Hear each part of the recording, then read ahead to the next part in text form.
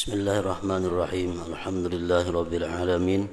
Wassalatu wassalamu ala asyrafil anbiya wal mursalin sayyidina wa maulana wa habibina Muhammadin wa ala alihi wa sahbihi ajma'in. Qala al-musannif al-imam hujjatul Islam Abu Hamid Muhammad bin Muhammad al-Ghazali rahimahullah wa nafa'ana bi ulumih. Al-qismu tsani at-ta'at wa hiya murtabitatun bin niyyat bi asli sihhatiha wa bi tada'ufi fadliha. Ammal aslu fa huwa ayyan wiya biha ibadatullahi ta'ala la ghair fa inna warriya sarat ma'siyah. Wa amma tada'uful fadli fa bi kasratin niyatil hasanah fa inna ta'atal wahidata yumkinu ayyan wiya biha khairatin katsira fa yakunu lahu bi kulli niyatin sawab. Idh kullu wahidatin minha hasanah summa tada'afa kullu hasanatin asyra amsalihha kama warada bihil khabar. Wa mithaluhu al-qu'ud fil masjid fa innahu ta'ah wa yumkinu an yanwiya bihi niyatin katsirah hatta yasira min fadaili a'malil muttaqin wa yablugha bihi darajatil muqarrabin ila akhir. Makna daripada perkataan Imam Al-Ghazali rahimahullah wa nafa'ana bi ulumih. Yang kedua daripada tiga bagian adalah ketaatan. Yang pertama telah disebutkan bahwa niat tidak berpengaruh terhadap perbuatan maksiat. Bagaimanapun baiknya niat, tetap kada akan bisa merubah kedudukan maksiat itu menjadi taat. Maksiat tetap maksiat. Nah, bagian kedua ketaatan. Dan itu bertalian erat dengan niat dalam pokok sahnya. Taat tidak akan sah kalau tidak ada niat.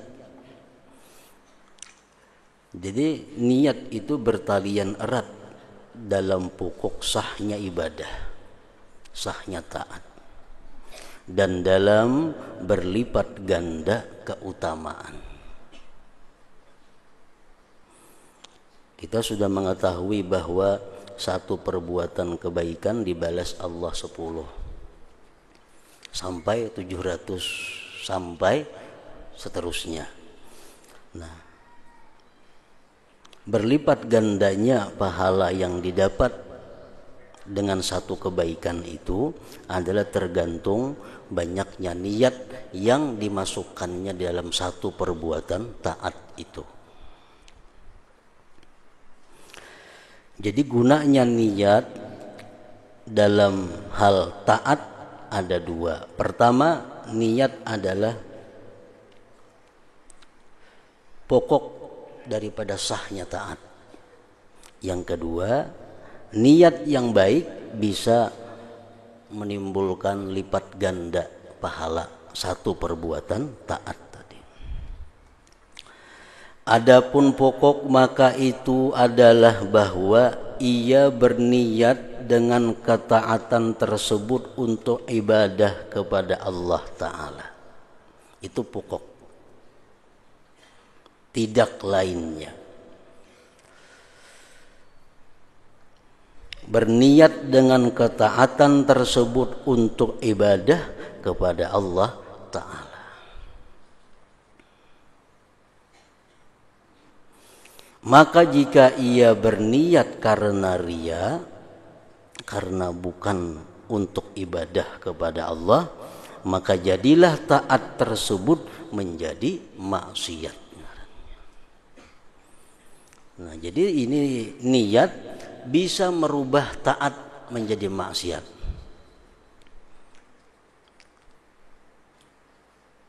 Perbuatan yang mestinya dapat pahala tapi niatnya salah bisa menjadi dosa.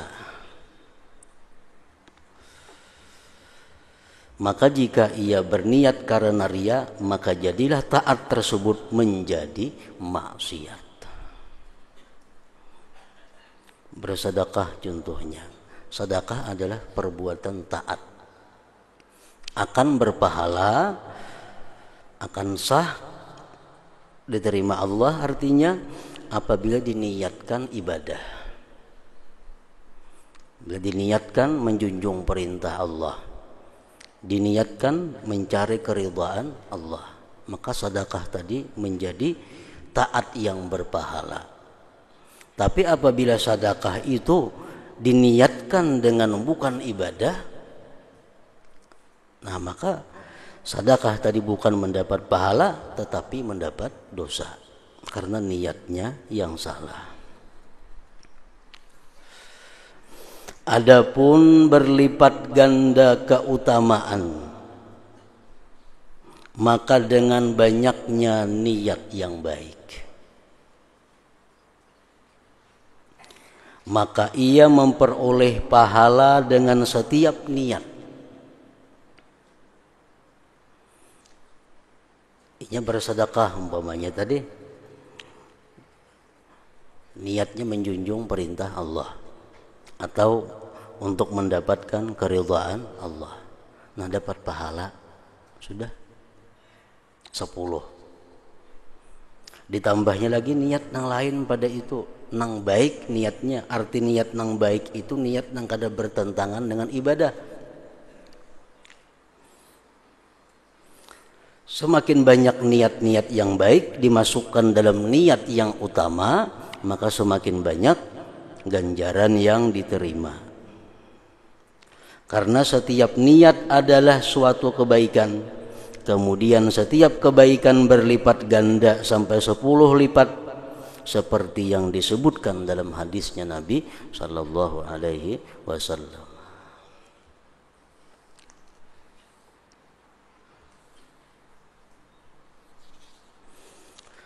Di dalam beberapa kitab disebutkan cara untuk bersedekah, misalnya kayak apa sedekah itu supaya dapat pahala yang banyak, yang berlipat ganda. Para ulama menulis, para ulama mengajarkan kepada kita setidak-tidaknya ada 20 niat yang bisa dimasukkan dalam satu sedekah. Kita memberi orang sebungkus nasi harga 5.000 rupiah umpamanya, itu bisa dimasukkan di situ 20 niat atau bahkan lebih dari 20 niat. Mereka menjelaskan bahwa sedekah itu niat yang pertama adalah imtitsalu amrillah ta'ala, menjunjung perintah Allah ta'ala. Al-Quran, Al-Hadis banyak menyuruh agar kita bersedekah, lalu kita bersedekah. Nah, kita menjunjung perintah Allah dan Rasulnya. Yang kedua, bisa diniatkan dengan sedekah itu ibtigha mardhatillahi ta'ala. Jadi bersedekah ini tujuanku adalah pertama menjunjung perintah, yang kedua supaya dapat ridha Allah. Karena dalam banyak hadis Allah sangat senang kalau hambanya itu bersedekah. Allah sangat gembira kalau hambanya bersedekah. Nah, jadi kita niatkan dengan sedekah ini memperoleh keridhaan daripada Allah Subhanahu wa taala. Nah, 2 sudah niatnya. Sebuting jadi dapat 10, ini 10, 20 sudah. Yang ketiga, tujuan kita bersedekah itu, niat bersedekah itu izalatul bukhli min qalbi, menghilangkan sifat bakhil dari hati. Sifat bakhil, sifat yang wajib dihilangkan dari hati setiap orang yang beriman. Karena itu sifat yang tercela, sifat yang membinasakan. Nah, jadi dengan sedekah ini kita niatkan juga untuk menghilangkan kikir di dalam hati, menghilangkan bakhil dalam hati. 3 sudah niatnya bersedekah. Yang keempat, kita niatkan dengan sedekah itu idkhalus surur ala qalbi akhihil muslim. Niat bersedekah itu adalah menggembirakan hati saudara kita yang muslim. Amalan yang sangat besar pahalanya adalah menggembirakan orang muslim. Nah, kita bersedekah supaya inya gembira, supaya inya senang.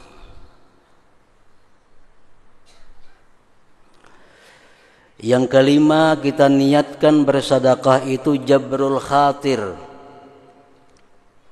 menutupi kekecewaan saudara kita muslim, mengurangi kesedihannya, mengurangi duka laranya. Kita beri sedekah.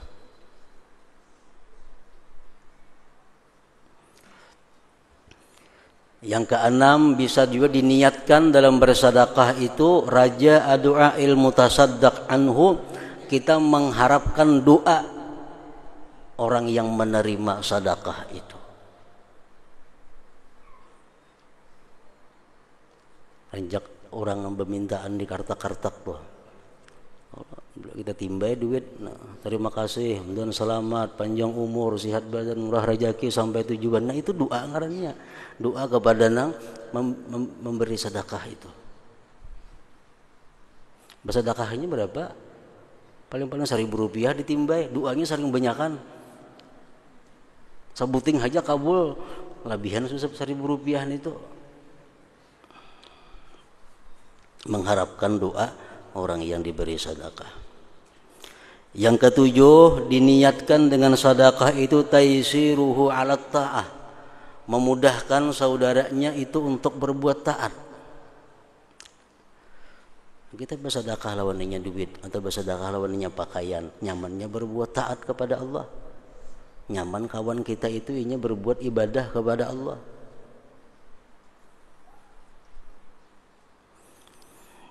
Yang kedelapan, niatnya bersedekah itu raja syafaatihi yaumal qiyamah, mengharapkan syafaatnya pada hari kiamat.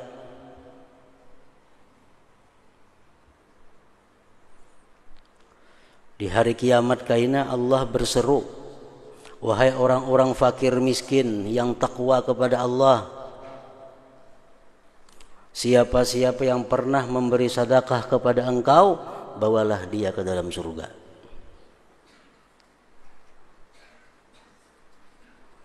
Dalam hadis Rasulullah mengatakan bahwa orang fakir miskin yang takwa itu di akhirat mereka ada punya daulah, mereka ada punya kekuasaan. Kekuasaannya apa? Mereka bisa menarik orang yang berbuat baik kepada mereka selama dalam dunia untuk dimasukkan ke dalam surga. Nah, jadi kita bersedekah kepada fakir miskin termasuk juga diniatkan mengharapkan syafaatnya di hari kiamat kaina.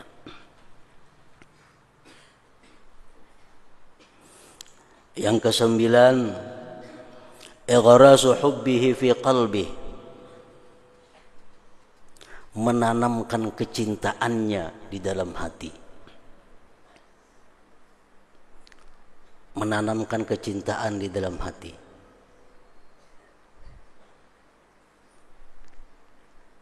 Dulunya inya kada kenal lawan kita, dulunya inya kada tahu lawan kita, dulunya inya benci lawan kita, dulunya inya marah dengan kita. Dengan adanya sedekah yang kita beri ini supaya dia cinta lawan kita. Karena mencintai orang muslim adalah perbuatan ibadah. Benci kepada orang muslim perbuatan maksiat. Nah, dengan sedekah ini kita berharap timbul di hatinya mahabbah kepada kita. Mahabbah, kecintaan kepada kita. Karena mencintai orang yang beriman itu adalah satu ibadah. Yang ke-10, bisa diniatkan dengan sedekah itu syukru ni'matillah, mensyukuri nikmat Allah. Kita dapat Rp10.000 rezeki, kita berikan 2.500, itu bentuk kesyukuran kita kepada Allah atas nikmat rezeki yang diterima.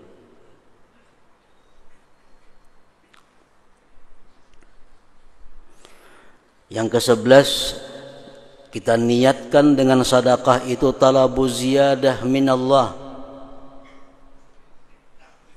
menuntut tambahan daripada Allah. Kita hari ini dapat rezeki misalnya 10 ribuannya, Maka kalau cukup 10.000 nih kita segan di rumah. Nah kita berikan 2.500 untuk sedekah dengan mengharapkan agar ditambah Allah rezeki untuk kecukupan hari ini. Karena Rasul bersabda, "Mana qasamalun min sadaqah," harta itu tidak berkurang dengan sedekah.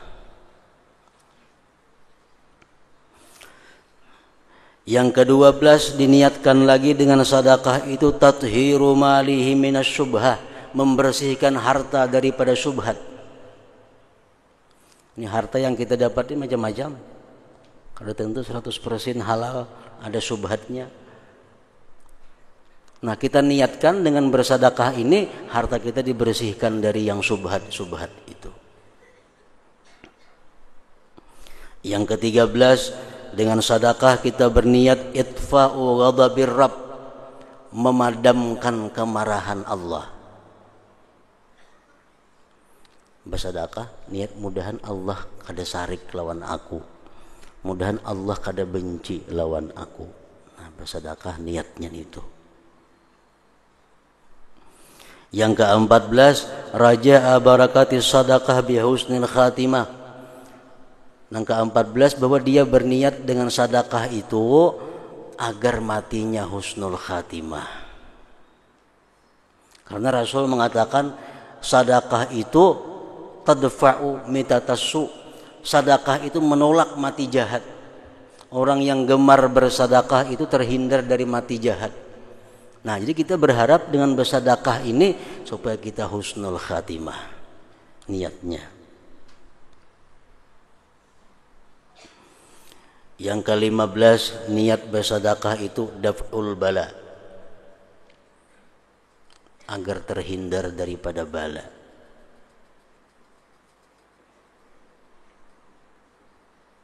Yang ke-16 niat bersedekah itu hifzul fakir min ghibatihi, kita menjaga si fakir miskin ini jangan sampai menggibah kita. Ini kena mengkada diberi padahannya aku pemalar macam-macam nih. Padahannya aku kikir lah padahan beri 10.000 niat supaya ia jangan menggibah kita. Karena munnya menggibah kita berdosa kena inya. Nah, jadi kita memeliharakan ini daripada dosa. Kita bersedekah niat supaya ini jangan menggibah kita.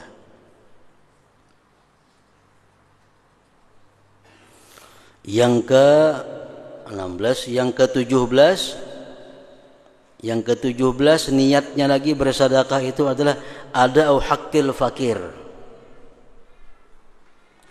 menunaikan hak orang fakir. Karena setiap harta yang kita miliki itu di situ ada hak orang fakir. Hak melihat, hak mendengar, hak mencium. Kita bisi motor lewat kalau lalang di hadapan orang fakir, kasihannya hendak coba buat di situ ada juga hak. Kita makan yang nyaman-nyaman di situ ada haknya melihat kita makan yang nyaman-nyaman, hak mata. Kita beri sedekah niat menunaikan hak orang fakir. Yang ke-18 izalatu hubbil mal fi qalbi, menghilangkan cinta harta di dalam hati. Dengan bersedekah ini niat supaya cinta harta dalam hatiku ini hilang atau berkurang sekada-kadanya. Yang ke-20 yang ke-19 al-istitar minan nar, berlindung dari api neraka. Karena Nabi bersedekahlah kamu walaupun sebelah biji kurma, untuk menghindarkan diri dari api neraka. Dengan sedekah ini aku berniat mudahan terlindung daripada api neraka. Nah, yang ke-20 bersedekah ini adalah tujuannya untuk menyenangkan, menggembirakan Rasulullah sallallahu alaihi wasallam. Nah, itu paling kada 20 itu, bahkan masih banyak sampai 100 niat lagi ada bersedekah itu. Nah, amun sudah tahu nih tuh kita bahwa bersedekah tadi makin banyak niat, makin banyak pahala, makin banyak niat, makin banyak ganjaran di sisi Allah. Mau kada mau kita setiap kali bersedekah kita tahan dahulu satu mat, kita hadirkan hati kita untuk berniat tadi. Niatakan dalam hati. Nah, para ulama menjelaskan pula bagi mereka-mereka yang kada mengerti dengan niat-niat kebaikan tadi, bagi mereka-mereka yang kada paham dengan niat-niat yang hasanah tadi, mereka dianjurkan untuk berniat nawaitu bihadhihi sadaqah kama nawa ibadullah as-salihun. Aku berniat dengan ini sedekah sebagaimana berniatnya hamba-hamba Allah yang saleh. Itu mencakup semuaan sudah. Sahaja aku bersedekah dengan niat sebagaimana niat orang-orang yang saleh. Di dalam kitab Manhajus Sawi disebutkan bahwa lebih baik lagi kalau kita bersedekah, sahaja aku bersedekah dengan niat sebagaimana yang diniatkan oleh Al-Imam Al-Faqihul Muqaddam. Nah, mencakup sudah semuaan itu. Amun kalawasan mahadirakan yang 20 perkara ini nah. Jadi ringkas saja lagi. Cuma sekadang-kadangnya tahu dahulu bahwa itulah yang diniatkan oleh para ulama-ulama dahulu bersedekah. Itu niatnya. Nah, jadi sahnya ibadah, maksudnya diterimanya ibadah itu tergantung kepada niat. Kemudian berlipat gandanya ganjaran ibadah tergantung kepada banyaknya niat-niat yang baik dimasukkan dalam pokok niat tadi. Niat pokok tuh kada boleh hilang, menjunjung perintah Allah atau mencari keridhaan Allah. Itu niat pokok. Setiap kali kita beribadah, niat pokoknya adalah menjunjung perintah Allah atau mencari keridhaan Allah atau mendapatkan keridhaan. Itu niat pokok. Selanjutnya tambahi lagi niatnya nang apakah? Asal jangan bertentangan dengan ibadah itu. Asal kada bertentangan dengan keridhaan Allah, kada bertentangan dengan perintah Allah.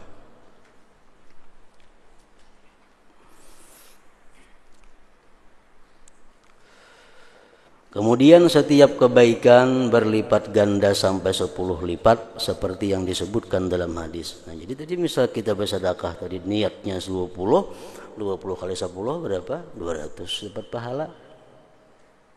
Dapat 200 pahala. Padahal duitnya 1.000 rupiah aja disedekahkan. 1.000 rupiah aja dapatnya berapa? 200 pahala. Namun kita niatnya macam tadi.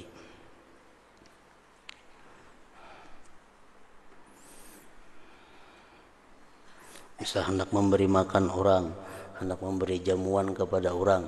Nah, esok kena aku hendak nukar nasi bungkus 10 bungkus, hendak memberi jamuan kepada orang, hendak memberi makan orang. Nah, niatakan dulu. Kita hadirkan niat-niat yang baik supaya memberi makan orang itu penuh dengan ganjaran yang berlipat ganda. Contohnya adalah duduk di masjid. Duduk di masjid. Sesungguhnya itu adalah ketaatan. Duduk di dalam masjid itu ketaatan sudah. Kita duduk di masjid sudah ibadah ngarannya. Dan mungkin diniatkan kepada niat yang banyak sehingga ia menjadi termasuk amal orang-orang yang muttaqin dan dengannya mencapai derajat orang-orang yang muqarrabin. Nah, makanya mau kita kada tahu kita ketinggalan lawan orang-orang yang muqarrabin itu. Kita bersedekah yang bertimbe duit berniat aja gin kada salah. Nah, ada orang berniat. Jadi derajat kita di sisi Allah ketinggalan dengan orang-orang yang alim yang mengetahui itu. Kita memberi makannya orang 10 bungkus. Orang yang tahu berilmu 10 bungkus, tapi nilainya kada sama. Kenapa? Karena kita ada tahu aturan-aturan niatnya itu. Nah, kalau kita tahu bukan ini niatnya, kita akan bisa mencapai derajatnya orang-orang yang muqarrabin. Duduk di masjid contohnya. yaitu satu, bahwa ia meyakini bahwa masjid adalah Baitullah dan bahwa orang yang memasukinya adalah berziarah kepada Allah, maka ia berniat ziarah kepada Tuhannya karena mengharapkan apa yang dijanjikan oleh Rasulullah SAW. Beliau bersabda, "Man qa'ada fil masjid faqad zarallah wa haqqun 'alal mazur ay yukrima zairah." Artinya, barang siapa duduk di masjid maka ia telah mengunjungi Allah Ta'ala, dan mesti atas orang yang dikunjungi, Allah maksudnya, memuliakan orang yang mengunjunginya.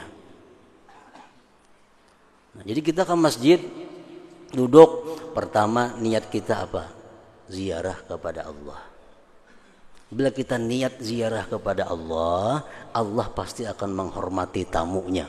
Allah pasti memuliakan tamunya. Mungkin kita kada ada niat ziarah kepada Allah, ya biasa yang ngarannya.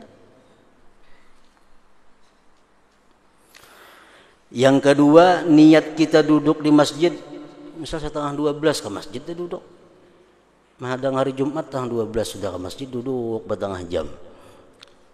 Niat pertama begitu duduk di masjid tadi ziarah kepada Allah. Yang kedua, bahwa ia menunggu salat setelah melakukan salat. Di masjid datang tahiyatul masjid, kalau kita tuntung tahiyatul masjid duduk menghadangi sembahyang Jumatnya itu umpamanya. Maka duduk tersebut termasuk jumlah penungguannya dalam salat. Dan demikian itu adalah makna firman Allah Ta'ala, warabitu, artinya dan tetaplah bersiap siaga. Duduk kita sembahyang tahiyatul masjid itu menghadang Jumat. Ujar Nabi kita, man jalasa fil masjid yantazirus salah fahuwa fis salah wal malaikat taqulu lahu Allahumma ghfir lahu warhamhu ma lam yuhdits. Orang yang duduk di masjid menunggui sembahyang, menunggui masuk waktu, duduk di masjid, inya itu hukumnya sembahyang. Hukumnya sembahyang. Dan selama inya duduk menunggu sembahyang tadi, malaikat setiap detik itu mendoakan dia, Allahumma ghfir lahu, ampuni ini orang ya Allah, warhamhu, sayangi ini orang ya Allah, selama ia belum berhadas. Namun batal kena wudu, ampi malaikat mendoakan.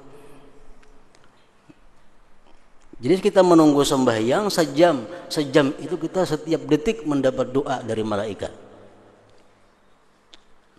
Hadis lain mengatakan almar'u fi salatin man tadharaha, seseorang itu dikatakan sembahyang selama dia menunggu sembahyang itu.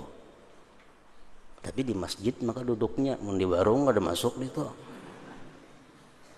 Di masjid, di Kartak ada masuk juga. Di pelatar rumah orang ada masuk juga. Nah, apa untungnya duduk di warung, dudukan orang kamar hanya ke masjid, padahal dua dapat lagi masjid. Di warung kan apa-apa pahalanya ada. Ini man jalasa fil masjid, siapa yang duduk di masjid. Kata ada man jalasa fil warung, ada.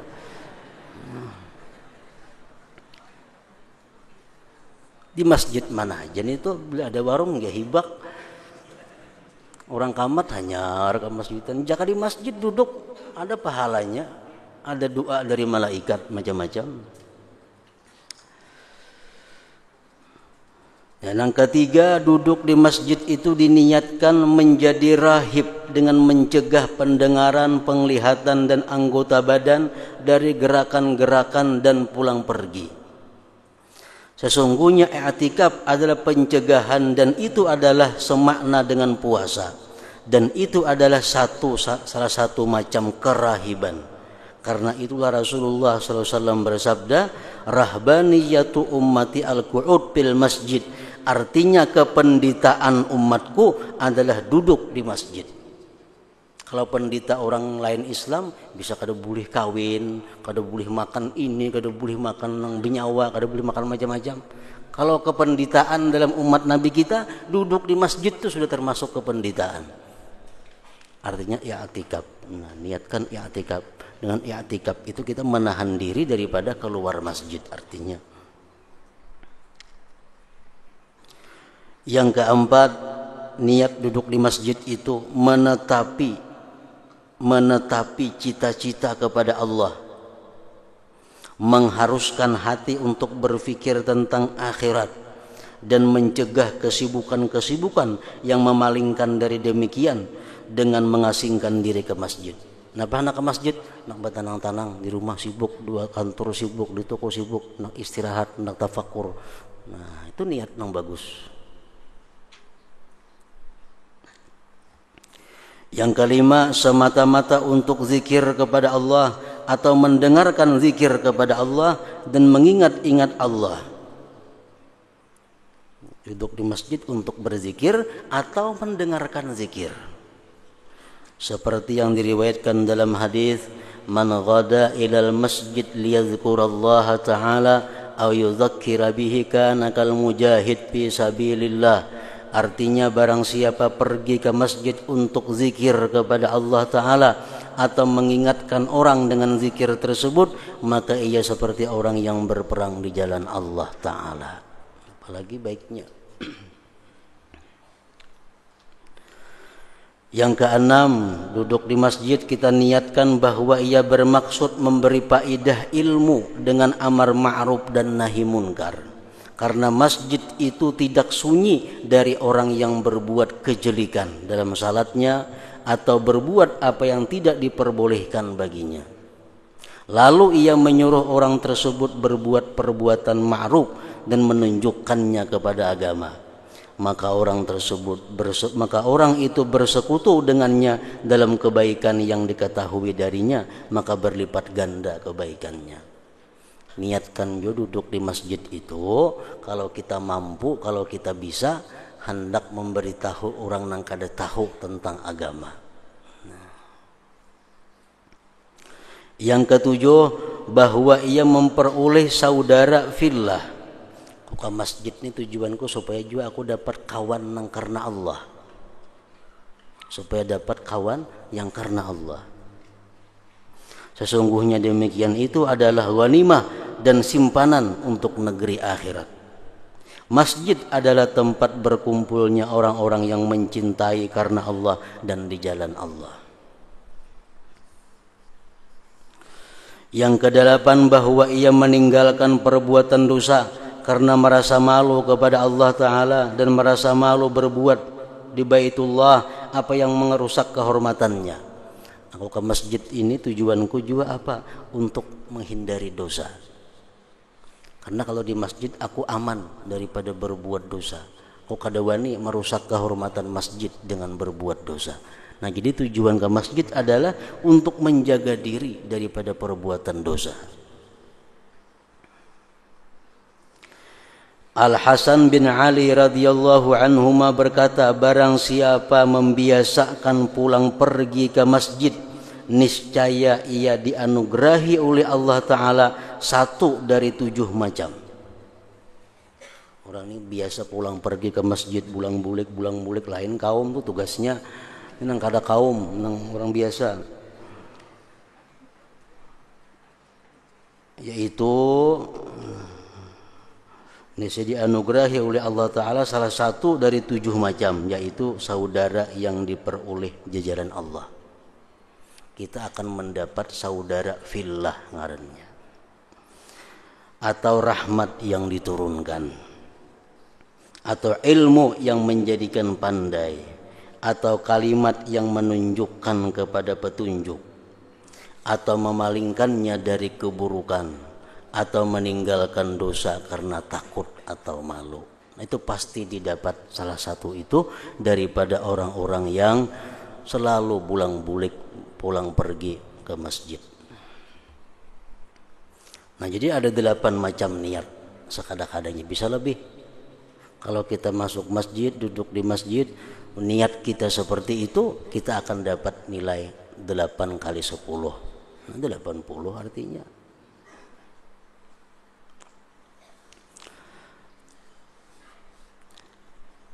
Inilah jalan memperbanyak niat. Cuma nang kada tahu, nang belum bisa, jangan hendak maulah seorang niat itu. Karena ukuran pokoknya itu adalah yang pertama tadi, menjunjung perintah Allah atau ingin mendapatkan keridhaan Allah. Itu pokoknya. Jadi apa niat-niat selanjutnya cocok kada lawan keridhaan Allah. Cocok kada lawan imtisal amrillah, menjunjung perintah Allah. Nah, jadi kalau kada cocok kada kawa diulah niat. Jadi pedoman dasar niat selanjutnya yang banyak itu mesti sesuai dengan keridhaan Allah, sesuai dengan perintah Allah, maka itu pokoknya.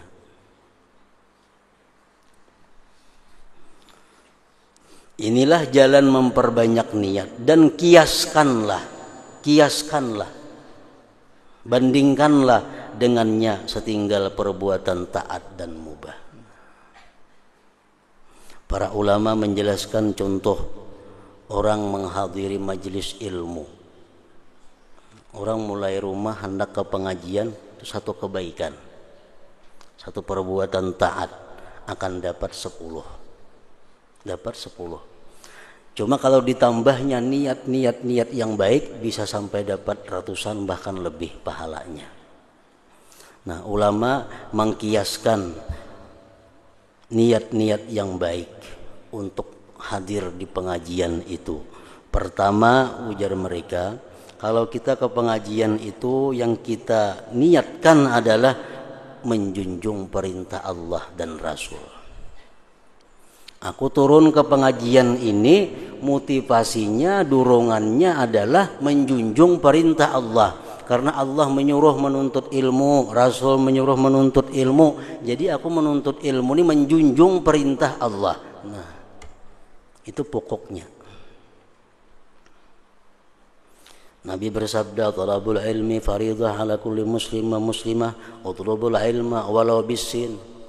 Menuntut ilmu agama kewajiban muslim dan muslimah. Ujar Nabi, tuntutlah ilmu walaupun sampai ke negeri Cina. Itu perintah. Jadi menuntut ilmu ini tujuan pertama adalah menjunjung perintah Allah dan Rasulnya.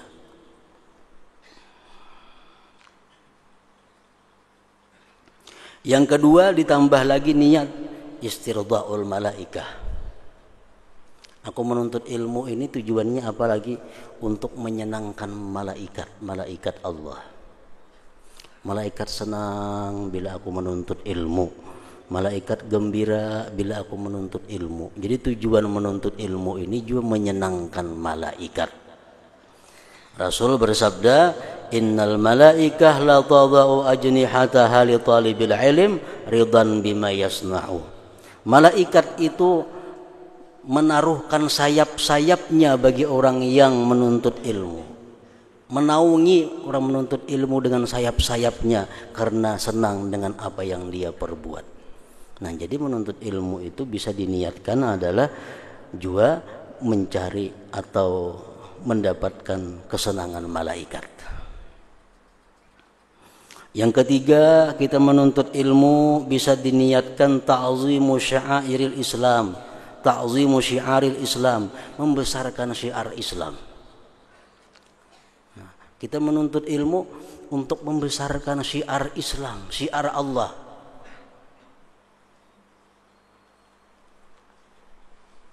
Allah berfirman, "Wa may yu'azzim sya'airallah fa innaha min taqwal qulub." Siapa yang membesarkan syiar Allah itu termasuk ketakwaan hati seseorang. Nah, jadi tujuan kita menuntut ilmu juga adalah menghidupkan syiar Islam. Yang keempat, kita menuntut ilmu ini apa tujuannya lagi? Asyukru ala ni'mati sihhati wal faragh. Kita bersyukur dapat nikmat sihat dan kelapangan, wal hidayah dan hidayah dari Allah. Kita bersyukur dapat nikmat sihat, yang kedua dapat nikmat lagi apa lapang, yang ketiga dapat nikmat hidayah. Nah, jadi aku turun ke pengajian ini mensyukuri itu. Banyak orang nang sihat, lapang, tapi kada dapat hidayah, kada kau nuntut ilmu. Orang dapat hidayah tapi sibuk, kada kawan nuntut ilmu. Orang dapat hidayah tapi sakit, kada kawan nuntut ilmu. Nah, kita sehat, kita lapang, kita dapat hidayah, itu nikmat yang sangat besar. Nah, jadi kita menuntut ilmu ini mensyukuri itu. Yang kelima, kita niatkan dalam menuntut ilmu itu ifrahul walidain, menyenangkan orang tua, menggembirakan orang tua. Mun ada orang tua nang kada gembira anaknya nuntut ilmu, orang tua kada pintar itu ngarannya. Nah, ifrahul walidain, kita niatkan menyenangkan hati orang tua, terutama yang sudah wafat. Rasulullah bersabda, "Innar rajul la yasurru bi salahi waladih fi qabri." Seseorang dalam kubur itu sangat gembira melihat anaknya itu berbuat kebaikan. Sangat gembira. Yang keenam, kita menuntut ilmu tujuannya apalagi ifrahun Nabi sallallahu alaihi wasallam, menyenangkan Nabi kita. Nabi sangat senang kalau melihat umatnya itu menuntut ilmu agama. Nabi sangat gembira kalau umatnya itu menuntut ilmu agama atau berbuat amal kebajikan lainnya. Nah, yang ketujuh, ifrahul aqarib minal amwat, menggembirakan keluarga-keluarga yang sudah matian. Rasul bersabda, "Inna a'malakum tu'radu ala aqaribikum wa asyairikum minal amwat fa in kana khaira istabsyaru."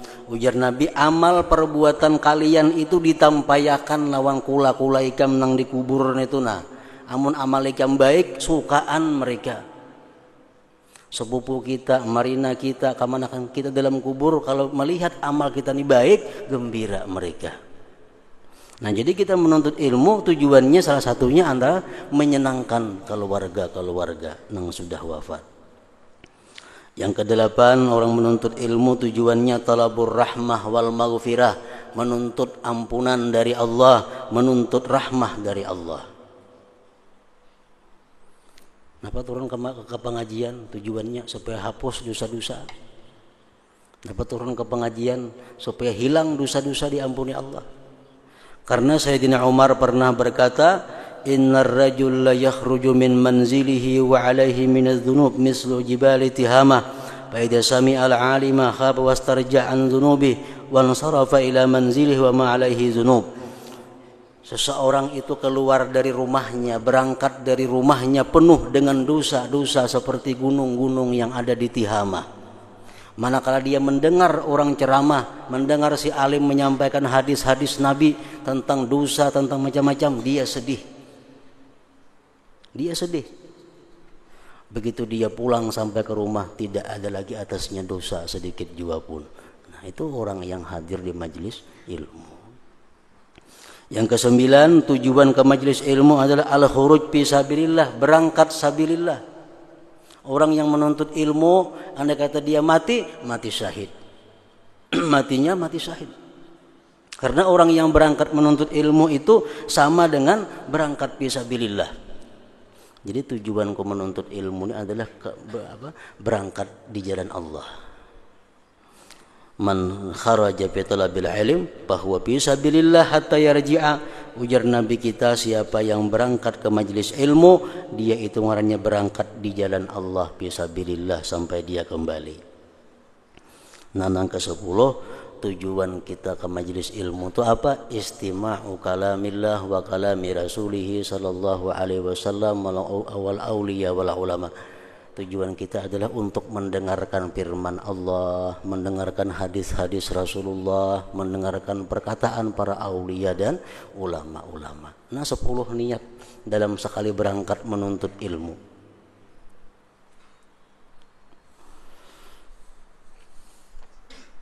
Nah, jadi kiaskanlah dengannya setinggal perbuatan taat dan mubah, karena tidak ada daripada ketaatan melainkan ia memungkinkan niat yang banyak.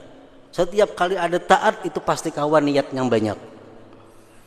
Dan sesungguhnya ia hadir dalam hati seorang mukmin dengan kadar kesungguhannya dalam mencari kebaikan dan persiapannya baginya dan pikiran padanya. Tergantung kita aja lagi. Nak banyak pahala, banyakin niatnya.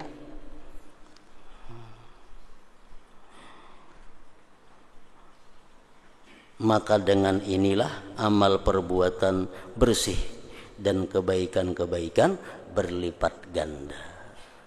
Nah, kemudian bagian yang ketiga, perbuatan yang mubah pulang, yang boleh.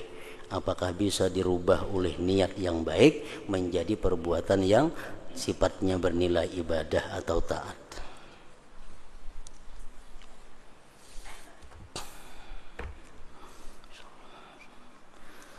Hadal dzikri fa'lam annahu la ilaha illallah Muhammadur Rasulullah, la ilaha illallah Muhammadur Rasulullah, la ilaha illallah Muhammadur Rasulullah, la ilaha illallah, la ilaha illallah, la ilaha illallah, la ilaha illallah, la ilaha illallah. Allahu Allah, Allahu Allah, Allahu Allah, Allahu Allah, Allahu Allah, Allahu Allah, Allahu Allah, Allahu Allah, Allahu Allah, Allahu Allah, Allahu Allah, Allahu Allah, la ilaha illallah Muhammadur Rasulullah, la ilaha illallah Muhammadur Rasulullah, la ilaha illallah Muhammadur Rasulullah, la ilaha illallah. Al-Fatihah ila hadratin Nabi wa alihi.